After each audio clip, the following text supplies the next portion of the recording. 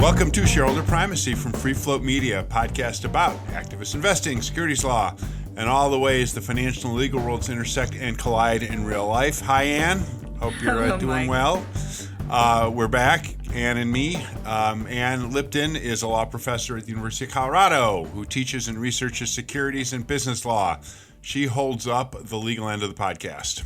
And that's Mike Levin, an activist investor who lives and works in Chicago. He covers the financial side of our podcast. Our podcast.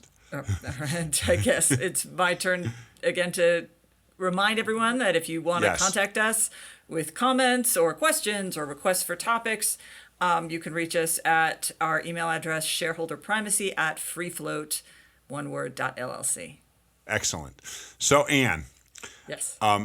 This is great because I have all these questions that I've been sort of saving up that I wanted to run past a really smart lawyer. Oh, thanks. So, let's see if we can find one. So that's you. So that's you. So a couple weeks ago, and another one I've been kind of saving up was motivated by our talk a couple weeks ago about the speech that SEC Chair Paul Atkins had delivered to all those leaders in Delaware. Kind of, I don't know, encouraging, threatening. Threatening them about two subjects, shareholder precatory proposals and mandatory arbitration of disputes, lawsuits. Securities and we've talked about this. Yeah. Yes, we've talked about this many ways before, a context of companies kind of trying to leave Delaware, going to Texas or Nevada. We looked at different cases and lawsuits in federal and state courts. But this leads to a question that I've been pondering and wanted to ask you for a while. It's formally related to securities laws and their relationship and conflicts at the federal and state level. And the heading that I thought of, which I think you wanted to refine, refine. Yeah. I just thought about it in terms of federal preemption of state corporation law.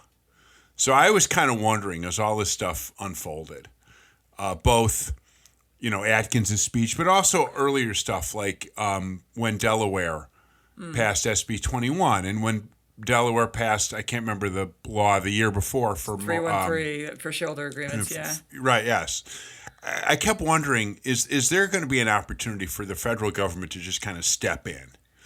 And the verb I thought of was to preempt. Yeah, no, that is what preemption would mean, but it's just but there's a lot more to it than that. Has more to it than federal preemption. Yes, exactly. And you set me straight and you said, let's talk about the more. Yeah. And then we can talk about preemption. Is that roughly correct? Yeah, exactly. All right, good. So we thought we'd be interested in fun to talk about the nature of that, what it would look like, and also speculate a little bit about how likely various forms of that might sort of be in the coming years. So that's what I had in mind, and you so kindly said yes, we can talk about that. So there are some. Yeah. Go ahead. Yeah. No. I mean, I don't know. Well, it's complicated. Right. Well, there's some principles we need to talk about, I think. Yeah. And then we can talk about where this takes us. Right. I mean, and we should start with the foundation. So go ahead. Yeah. So the ultimate foundation here is that the Constitution says, the U.S. Constitution says. Yes, that one. That's the one that we worry about yes. with increasing frequency these days. Yeah. It provides that Congress has the power to regulate interstate commerce. And that among all these states, it started with the 13 of them, and now we got 50 of them. Exactly. Congress has the power to regulate interstate commerce. And that power has been read very broadly. So once upon a time, it was viewed very narrowly. So an entirely intrastate business, like a mining company, was something like beyond the power of Congress to regulate. But over time, it's been read pretty broadly on the theory that everything economic affects everything else. So probably for the most part, Congress has the power to regulate a lot of most business activity and probably most, if not all, corporate governance. In fact, And this is why ever since the early theoretical 1900s, power, they theoretically have the power to. Okay, go ahead. Yeah, and so ever since the early 1900s, there have been proposals for Congress to essentially create a federal corporation law that it wouldn't be this thing where you choose Delaware or Texas or Nevada. It would just be you incorporate under federal law, and federal law would dictate all the rules.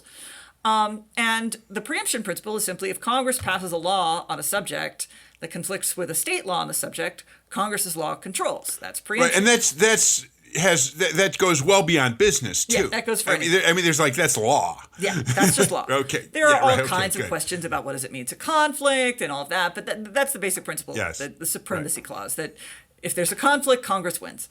But Right. even though Congress theoretically has the power to regulate most corporate governance, it actually has chosen not to exercise that power. It's left a lot of it intact, and that's why we have sort of a mixed system today. Mixed in the sense that there's some regulation and some law at the federal level, but And a exactly. lot of it, which we'll talk about in a minute, Yeah, at the state level. exactly. Okay, cool. Let's dig into that a little further then, I suppose. All right. Well, So, I yeah, mean, state. So for the most part, other than a few unusual entities, like Yeah. certain kinds of banks, state law is how you charter. Like you pick a state and you incorporate in that state. That state sort of declares you are a corporation. in our state. In right. our state. And that state defines certain basic ground rules, like what has to be in the charter, the powers of the board and the shareholders, what can be considered at shareholder meetings, what the equity Yeah. structure looks like, most everything else. Right. And state law tends to operate in two ways. First, there are like sort of statutory rules. Your charter must contain these items. It may contain these other items. Right.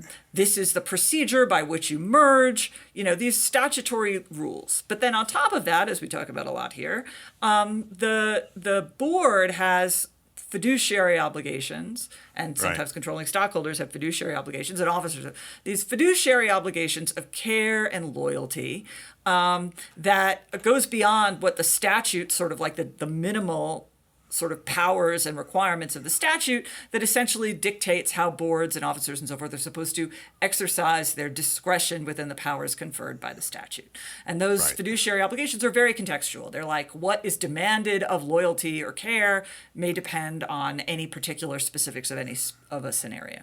So I have a couple quick questions. Yeah. So, or just to confirm. So, my understanding is those fiduciary duties, law and there's really two basic ones, law Yeah, and care. care There's and other loyalty, fiduciary everything kind of duties that spins are out kind from of there. thought about, but they all kind of Exactly. track back to law and care. Those are mostly in cases and not in statute. Right, exactly. Like Yeah. exactly. So like those are it's all developed through case law. Right.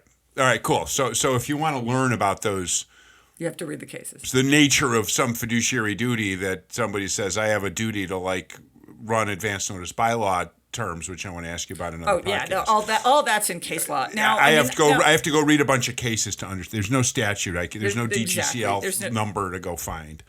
Yeah, I mean, you might see some sort of basic, like the phrase loyalty may very well Yeah. appear in the statute. Certainly appears also in the MBC, the Model Business Corporation Act, which a lot of states have adopted. But like Yes. what it means, what it requires at any given moment, is almost entirely going to be a case law issue. It's judges develop that. Right. Except to the extent that SB 21, this recent Delaware statute, like it's complicated. What it requires is developed by case law, but there's this idea of cleansing where an action that might otherwise be deemed disloyal can be cleansed by a shareholder vote or board action.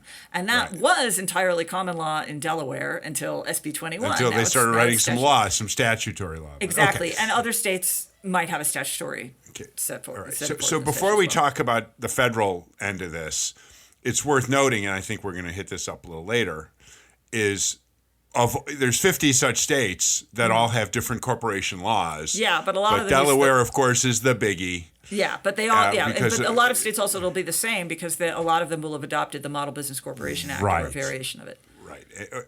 And a lot of them also kind of refer to or follow Delaware. Yeah, in yeah, their, exactly. In their Delaware's day-to-day kind yeah, of stuff. what I tell my students is outside of Delaware, you're basically either going to follow Delaware or explain why you're not.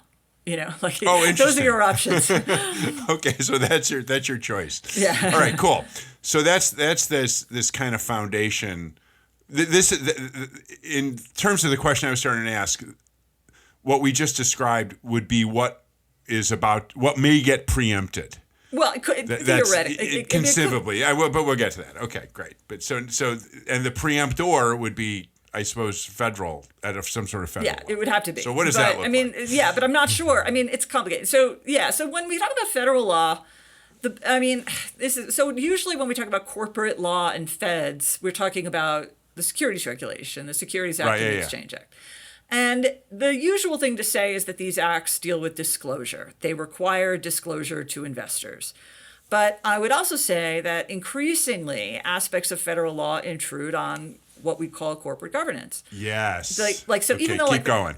so the ordinary thing you say is it's disclosure, but it's not really. So like when we talk, especially when we're talking about public companies. So for example, federal law extensively regulates shareholder voting, and not just disclosure requirements for shareholder voting. They have rules about bundling different items together. Like you can't so that shareholders get to vote on individual specific items. That's a substantive rule about how the votes have to be taken.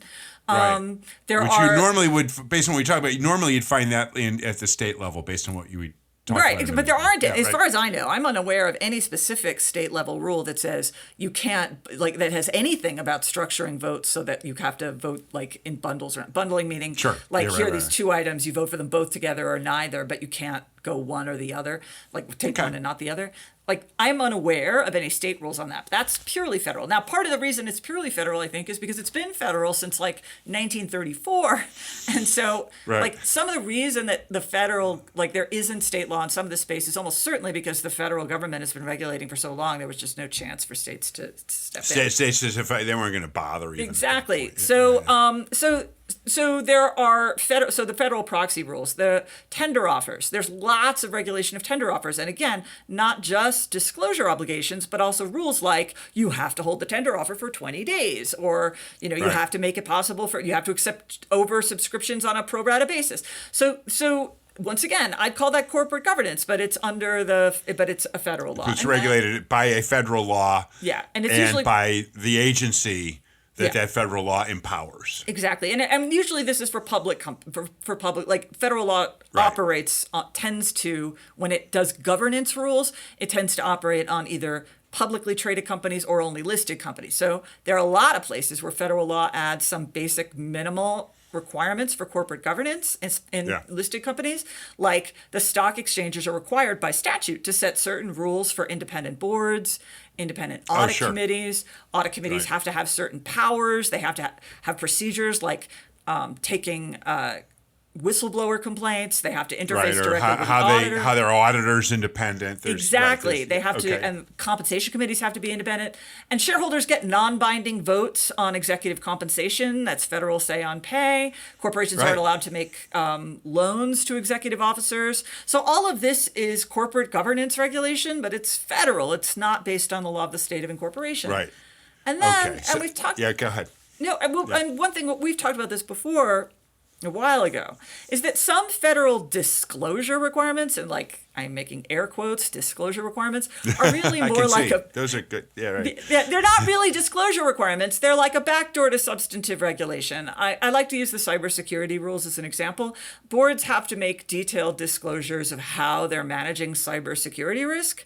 And you Sure. can call that a disclosure requirement, and board could say, well, we're actually not managing cybersecurity Yeah, right. risk. Forget it. We're we're just not neglecting doing it it completely. But right? that would be. But obviously, no board is going to do that. So by requiring disclosure of detailed stuff about how the board is managing cybersecurity risk, you are functionally requiring boards to care them about to have cybersecurity. some policy and some procedure around cybersecurity. Exactly. So there are ways that the federal disclosure requirements are essentially something like a federal duty of care. Oh, interesting. Oh, wow. And books and records, like corporations have to maintain appropriate internal books and records.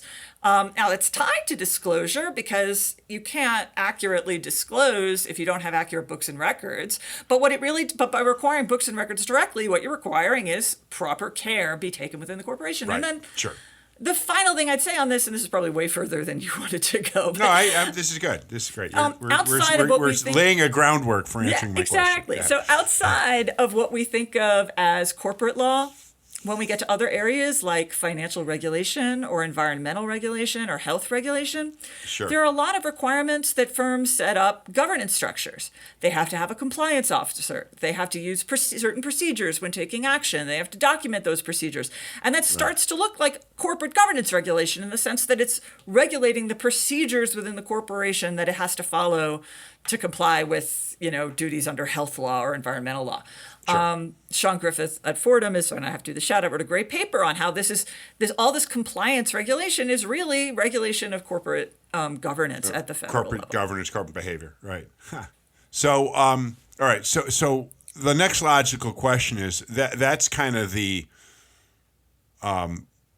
grayish boundaries between federal and state and kind of the areas they work in. And I've said before that, in my mind, which is only partially correct, the federal government tended to regulate communication between shareholders and between the company and its Yes. shareholders. Yes. And states kind of regulated most everything else, but that seems to have been gotten kind of leaky. Yeah, exactly. Exactly. It's a much more complex process. And Right. Delaware, there have been multiple warnings to Delaware that if you don't regulate things, like if independent boards are important, and Delaware doesn't require board independence, and it never does, it just requires, Right. it's helpful to have independent board members because they can cleanse conflicts, but there's nothing in Delaware law that requires independent board Yes. members. So, the continuing ongoing issue for Delaware is that if it doesn't regulate something, then the feds may step up and regulate it. may step in, right. And now it's out of Delaware's hands. Right, and that's what we're going to Yeah. hopefully hit up shortly. So now that we got this whole corpus, that's all right. I like that word, corpus of law. So the overseers at the state level is the state in which you decide to incorporate, which is mostly Delaware, but not as much. I or would go normally have with said that? absolutely it's the state of incorporation. That's what controls. Except I think we mentioned this on an earlier show that Texas seems to be trying to challenge that because it's Right. trying to regulate corporate governance for companies that are headquartered in Texas or that trade on the Texas Stock Exchange, even if they're not incorporated in Texas. It's done this with a few different things. So we'll see if there's a fight about this. But traditionally, the state of incorporation.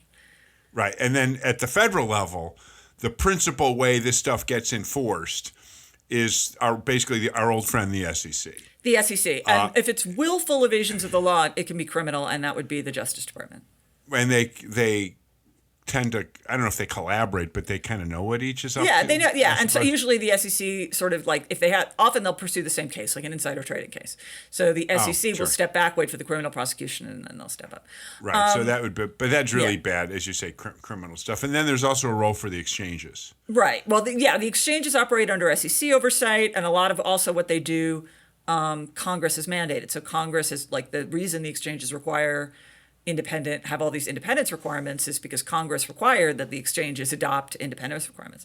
So Right, and that's a way for the SEC to kind of delegate some of its yeah, power exactly. It's sort of a or- complex little system. to say, but- okay, we'll let the exchanges do this rather than our doing it ourselves. Well, I mean, the exchanges are supposed to kind of be self-regulating, but they do Right. operate under the SEC's eye, and I've always had, the SEC sometimes, can encourage that certain action be taken.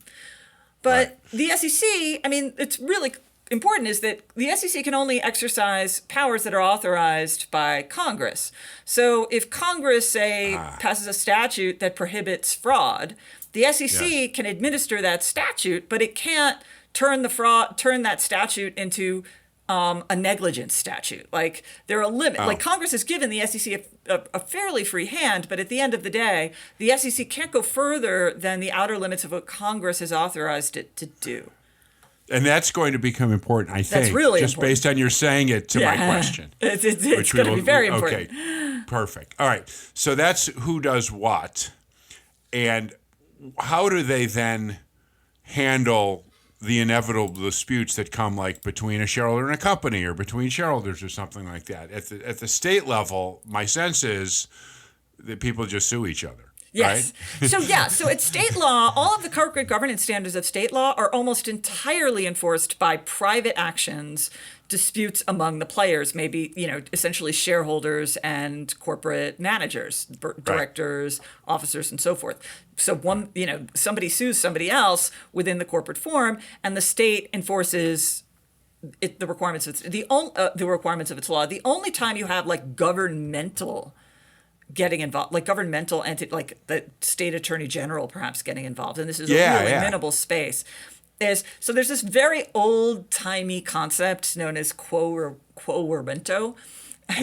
Say that again. Quo warranto? It's two words, quo warranto. Quo warranto. Essentially, this is lawyer's Latin, right? Yeah, it deals with the problem of a corporation that literally exceeds the scope of its authorized powers. Like there are certain, like they're used, like if you just think back to a time when a corporation was not allowed to hold stock in another corporation. That was literally forbidden. So it would be quo warranto if they tried to do that. So today, of course, there are very few actions that go beyond the corporation's authorized power. But theoretically, the state attorney generals can step in to actually require the corporation stick to their authorized power. And today, the sort of main use of this is dissolving corporations that are used to break the law, on the idea that we are only chartering you. You only get to exist for legal compliance. Now, obviously, corporations break the law all the time without getting their charters dissolved. It's the idea being that you're functioning essentially for the purpose of breaking the law, but you are only chartered to do lawful things. So every few years, the Attorney General of Delaware, for example, is constantly announcing that she's dissolving the charters of various enterprises companies that organized in Delaware that really bad, for engaging in criminal activity. Some of these were organized by Trump actually a few years ago. That was funny. Oh, interesting. It was a whole campaign contribution funneling thing. Anyway. Oh, excellent. Yeah. So that's at the state level. People sue each other. You go to Chancery Court. Other than this one little role, it's almost entirely people suing each other. Okay, cool. At the SEC, it's different. But the SEC, right? The SEC is has a whole enforcement division. Exactly. So the SEC. We think about, securities class actions get a lot of headlines, but the fact is that the enforcement powers of shareholders, like individual private actors, are very, very limited. They have only a very few causes of action. The vast majority of the rules that Congress and the SEC lay down are only enforceable by the SEC. So the SEC can bring a lawsuit. But it has various kinds of investigatory powers over, because it exercises oversight of brokerages and so forth. It does examinations and so forth, right? Yeah. And it has in-house agency courts, but they're used less and less because there have been constitutional challenges to them. Oh, interesting. And the exchanges can also enforce their own rules as well. Yeah, right. They threaten to delist you. Yeah. Which we've talked about, with Tesla and so forth. Exactly. Okay. So, and this actually gets to an interesting point that I've kind of thought about sometimes, which is I'd always wondered, and the SEC, because of their regulatory approach to this, that they SEC issues, the no action relief, we've talked about that in shareholder proposals.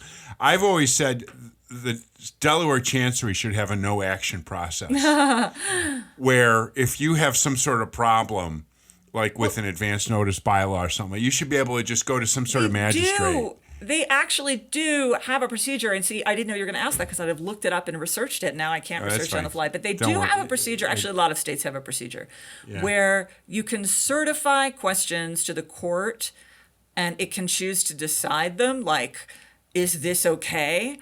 But I know that the Delaware Supreme Court will take certified questions from the SEC. And that's what we talked about with Atkins. Exactly, but I don't know the extent to which that procedure is available for private parties. Oh, so there may be a little glimmer of hope for a but as I said, I don't know if that's available for private parties. Right. It's definitely available for the SEC and for courts. All right, so let's cover one other little subject, and we'll take a quick break. So we've talked about the law. How they vary by state. We talked about who's responsible for which, state courts versus the SEC, and how they enforce. So let's set up our next set of questions. How are these parties kind of related to each other kind of over the years? There's been a relationship that's evolved. Yeah, exactly. It used to be that almost everything was state corporate law, and there were no securities laws. The securities laws didn't exist until 1933. Until 1933. Until and even after the Depression, and even after the securities laws passed in 33 and 34, they were much, much thinner than they are today, and covered a lot less of governance issues than they do today. The takeover and proxy stuff, a lot of that wasn't added until the 60s. But what tends to happen is that Congress is very reactive. Like there's a scandal, and then suddenly there's new federal corporate governance. So the big ones were Enron, WorldCom, Global Crossing in 2001, after which Congress passed a lot of laws requiring board independence. That's when Dodd-Frank came along. And then, after the financial crisis, another set. Right. So a lot of these governance rules come up in response to a major crisis when Congress responds by creating essentially federal corporate law.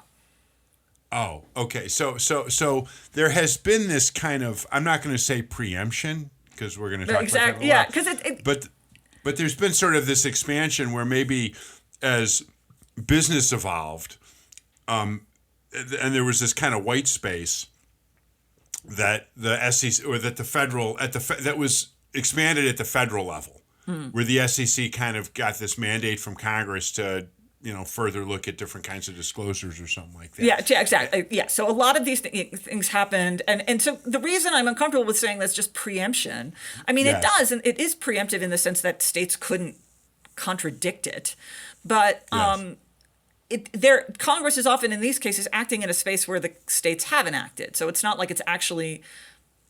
So it's more like in the negative. So like Delaware doesn't have any requirements for independence of board members. You can have independent board members, and if you do, that's probably good in the event of disputes later, but you're not required to have them. So, but then Congress steps in and it says, actually, you are required to have them if you're exchange traded. And it's not, I mean, it sort of displaces Delaware on the subject, but it's not exactly preemption. And also, the federal definition of what counts as independent may very well be different from Delaware. So it's actually sort of a mush. They're both regulating in the space simultaneously. Okay, mush. Let's leave that there just for the moment because we can get to some more current questions. And so forth. So let's come back in a minute to talk about the more recent, in the past weeks and months, efforts of the SEC to kind of influence and maybe not preempt, but influence state law as illustrated by what we heard from SEC Chair Atkins here at Shareholder Primacy. Shareholder Primacy is brought to you by FreeFlowAnalytics.com, the only free database of corporate directors, their influence, and their performance. If you own a stock or retirement plan, go to FreeFlowAnalytics.com and look up which of your elected directors are performing well and which aren't. Use your vote in the alternative democracy and get your data at FreeFlowAnalytics.com. Now, back to the show. Welcome back to Shareholder Primacy. I'm Ann Lipton here with Mike Levin. And we're continuing to look at the relationship between federal and state corporate governance regulation. And law and regulation, and we'll figure out why preemption's not exactly right but it's not far off. How's that? So there's some more, now that we kind of laid this foundation about who does what and what and some of where it came from, we can now talk about some of these current questions. Mm-hmm. So in this context, what's going on? What's happening at the SEC today? Yes. With Chair Atkins and so forth, kind of in this context. We talked about it briefly when we were commenting about his speech, but let's really try to delve into that. Well, okay. This is where we get to this issue where obviously Atkins plans to be fairly aggressive about SEC rulemaking and repealing rules and so forth. Although with the government shutdown, we don't know. Theoretically. That's just a temporary setback. Well, I hope so. I don't know. But what the issue is that Atkins obviously has some views about what additional corporate governance rules he'd like to see in the world. But the SEC can't put them into place not because Congress doesn't have the power to do it, it probably does, but because it hasn't exercised that power. Remember, the SEC can only act within its authorized congressional powers. And if Congress hasn't taken action, then the SEC can't actually regulate in that space. So what Atkins appears to be doing as looking around and saying, well, we might be at the limits of what the SEC can do, but he still wants to see certain corporate governance rules. So he's going to Delaware and basically saying, I think you should adopt these corporate governance rules. Right. Even though normally the theory is if Congress hasn't given the SEC that power, then it's not clear to me why Atkins has any right to demand anything of Delaware. Right. Well, and again, just to be clear, and we didn't talk about this first segment, but his particular program seems to have to do with, at least at the state level, with litigation, with Right. basically mass. So this is a classic one, lawsuits. right? Yeah. So this is And this has been a concern for decades. It's been a concern for decades, but I just want to lay out what this framework here is. So, I mean, we had a whole show on mandatory arbitration, but right. First of all, we're talking about securities claims. We're talking about federal securities claims. The issue here is that, so it goes back and forth. Would you like arbitration or not? It's not about arbitration, first of all. It's about the fact that arbitration, you can require it that actions be brought individually and therefore kill the class action. And so if most investors have lost $1,000, $2,000, it's not worth bringing an individual arbitration, so you've killed the claims entirely. That's the point. It's not the arbitration part. It's the killing the class action part. But here's the thing about arbitration. Everybody has the right to go to court. It's in the Constitution, it's another constitutional principle. You have the right to go to court. So if you're going to be forced into arbitration when you don't want to be there involuntarily, it's got to be because you've signed a contract that said, I agree to arbitration. You waived your court. You waived my right to go to court. And when we're talking especially about open market trading, shareholders buying and selling shares, there's no contract there. Like there's no contract between the shareholder buying the shares and the people they might be suing. There's like a certificate of incorporation in but our bylaws. I'll get there. It's certainly like when you buy your share, like there's no contract in which to put an arbitration clause. Yes, correct. And so that's the SEC. If that's Atkins's problem, it's been the problem of any securities person who kind of wanted to see mandatory arbitration, that there is not an obvious contract to put arbitration. Now, Congress might be able to regulate on this subject, but right now, create, a fictional contract of some kind, but it hasn't. So that means the SEC is sort of at a loss. Like there's no contract to put the arbitration clause to force someone to arbitrate. But until the bright idea came along that, hey, maybe we can treat state law, charters, and bylaws as the contract that requires arbitration. Now, again, I have long said I don't think that's a correct reading of what charters and bylaws do when we're talking about federal securities fraud claims that you bought on the open market and you claim I was defrauded into buying. The contract of corporate governance, I don't think, should be viewed as the contract that dictates the sale. But the point is that the only plausible contract in which you can put the arbitration clause is the charter and bylaws. And charters and bylaws are not controlled by federal law. They are controlled by state law. So as we talked about first half, right? Yeah, so Atkins is kind of like at the limit of what the SEC can do. So he's now trying to but he wants mandatory arbitration for securities claims, so he's trying to get Delaware to do it for him, the states to do it for him, because he's at the limit of the SEC's powers. Maybe not congressional powers, but Congress hasn't acted and probably won't, and for no other reason than Congress can't act on anything. So this gets us to an interesting place, which is kind of where I was wondering when I first wanted to talk about that dreaded word preemption, which is there some sort of rule or regulation? And we followed the SEC rulemaking. I have, you have. We talked about it with universal proxy. There's all sorts of places where the SEC makes lots of rules, and there's a whole process and so forth. And part of what I was wondering is there some set of rules that the SEC could pursue that would achieve some of its goals? And I think the answer is starting to get to be no. No, not for mandatory arbitration of securities claims. I mean, for many other aspects. For many other aspects of what Atkins wants. I mean, that's exactly the problem. So many other aspects of corporate governance. Or for corporate governance. Exactly. There are limits to how far he can go with SEC rules. So just a really obvious. I mean, who knows what a court decides later? I'd have to see the rule. But that's the problem. So, for example, a great example from the Biden era was the SEC came up with rules to govern private fund investments. They basically thought that private fund investors, private fund investors, like their pension funds, whatever, were not necessarily being well treated by essentially private equity firms. And they were concerned about things like side agreements where some investors got favorable terms as compared to others. things like that. And so they promulgated a set of substantive rules to dictate how private funds had to operate. And the Fifth Circuit struck those rules down, saying that they were not authorized by statute. The SEC had exceeded its powers in regulation.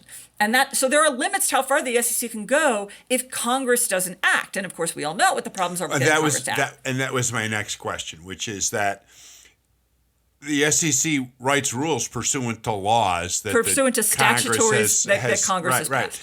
And so there could be some instances or some areas where the federal government would start to preempt or want to try to preempt state law, or But and it would take acts of Congress. Well, Congress isn't in session right now. So like, for example, Delaware already changed its law, but back when Delaware struck Elon Musk's pay package, Musk was sort of essentially hinting and threatening that he would use his political influence to get Congress to preempt Delaware corporate law, which it almost certainly has the power to do. Congress could do that, but it probably won't.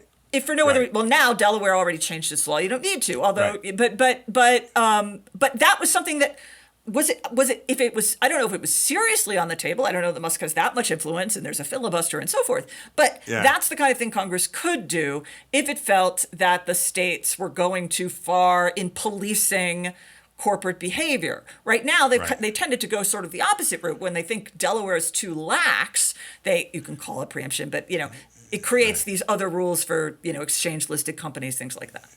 All right, so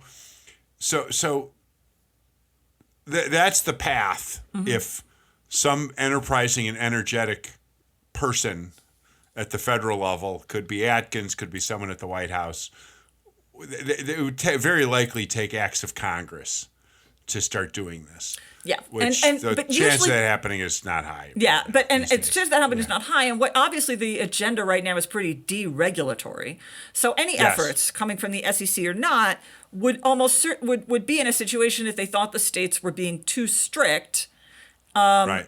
And right now, the states are racing to be as not strict as possible. Less strict, right. That was my next question, is how would states start to react to this, which is to sort of say, what do you need? Well, that's exactly what we just saw, I think, again, SB 21, which really loosened the standards for cleansing conflicted transactions. Now, I don't know if there was a real threat that Congress would step into the space, but again, that's why, Elon Musk was making noise, and maybe if they'd kept their law that strict, eventually Atkins would be making noises about that too. So there was some, not only was there potentially pressure like from other states, this so-called race to the bottom that people have talked about for a very long time, but potentially there was also some thinking, at least in Delaware and maybe other states, that we need to get ahead of whatever the federal government might want to try to do to us. Yeah. And that's actually happened the other way as well. Like when it looks like Delaware is afraid that it's too lax and scandals happen, then it tries to get ahead of that as well to avoid, federal preemption, to avoid the federal government making a rule on this at the federal level. So there's always been that kind of interaction. This kind of tug and pull. Exactly.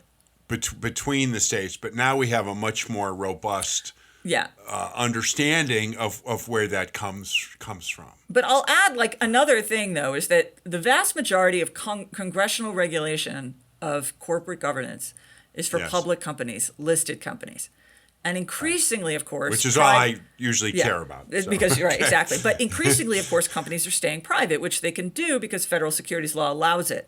And Atkins... And there's a lot more money to allow people to stay. That's a huge issue. Well, yeah, exactly. Well, basically, it didn't used to be legally possible to raise that much capital without going public. And over time, the SEC has made that easier. And Atkins wants to make it easier still.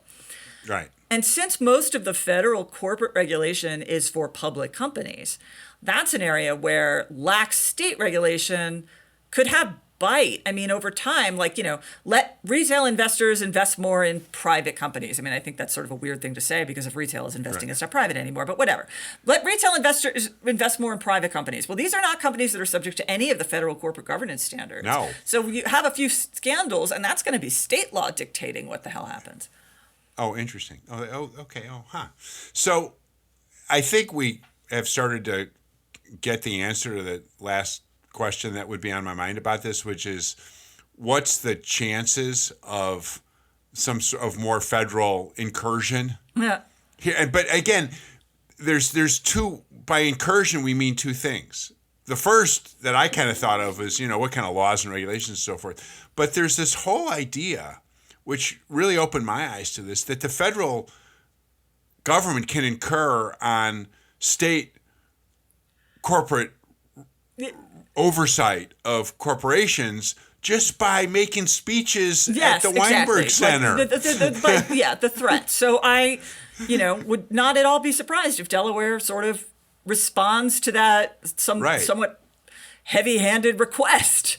Right. Now, it's not like I can do anything to Delaware exactly, but, the SEC's regulatory power is strong enough, and they have enough influence, soft power with companies that I'm sure there are multiple ways that can make life difficult for Delaware if they want to. Right. And so there's maybe a little bit of preemption already happening. Yeah. How about that? Well, they're forcing the states to take action. They're certainly encouraging Delaware to take action. Right. Yeah. Interesting. All right. Wow. This is a much more complete view of this than I even bargained for. I think this is great.